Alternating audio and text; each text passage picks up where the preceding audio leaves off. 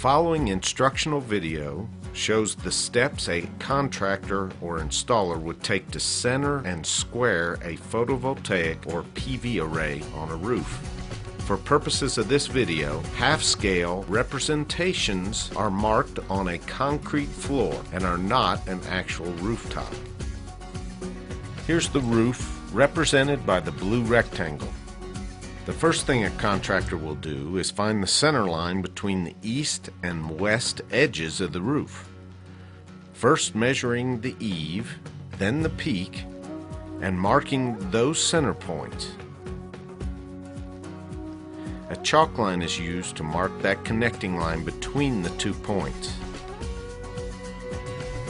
Now we'll check that this north-south line is square to the roof itself. This represents the same roof, only we have the just chalked center line in red and we're showing the rafter locations in yellow. Obviously the rafters are not visible through the roof decking, but for purposes of clarity, we show it here. The goal is to know the distance between the center line and the nearest adjacent rafter. In this case, 4 inches. Next, we have to find the center line of the beam runs. This is easy to do while on the ground. Marking all beams at once makes the job more efficient.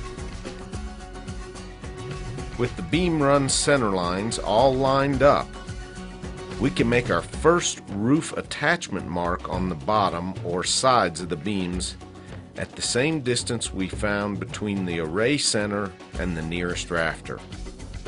Remember, all roof connections must hit a structural member. Our mark represents the center of whatever foot we choose to use. From the engineering design specifications, we can lay out where every attachment goes. In this case, we're attaching at every other rafter, and we can make our marks to each side of the center lines. Again, doing this while on the ground is a lot easier. On a real module, the intended mounting holes are the optimum location for our support beams, so we can make a mark on the sides of the module. Here we used OSB board to represent the modules. We can gang the modules together just like the beams and mark while still on the ground. Facilitating a successful installation are pre-drawn diagrams that indicate where we can mark the tops of the beams for the module placement.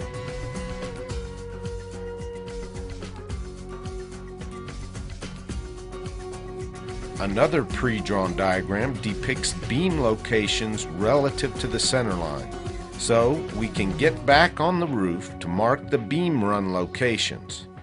First, we'll need to mark the chosen center of the array. In this case, that would be the exact center between the peak and the eave. Then we mark the beam positions based on measurements from the array center point.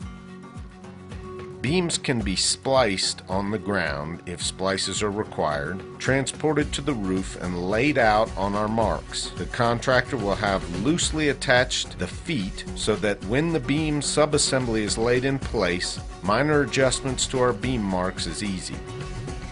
It's time to square our beams and ensure perpendicularity to the north-south center line. We'll show 3 methods.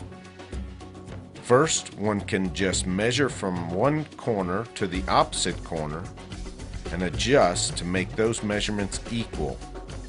An easier way could be to measure equivalent distances from beam ends and do the same thing, corner to opposite corner, and adjust. Or one could get out a standard framing square and do the same thing. With the marks pre-made on sides of the modules, no tape measure is needed to align them when it is time to put them on the beams.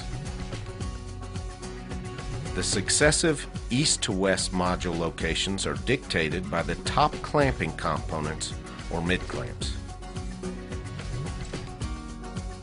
Thank you for viewing this PV array.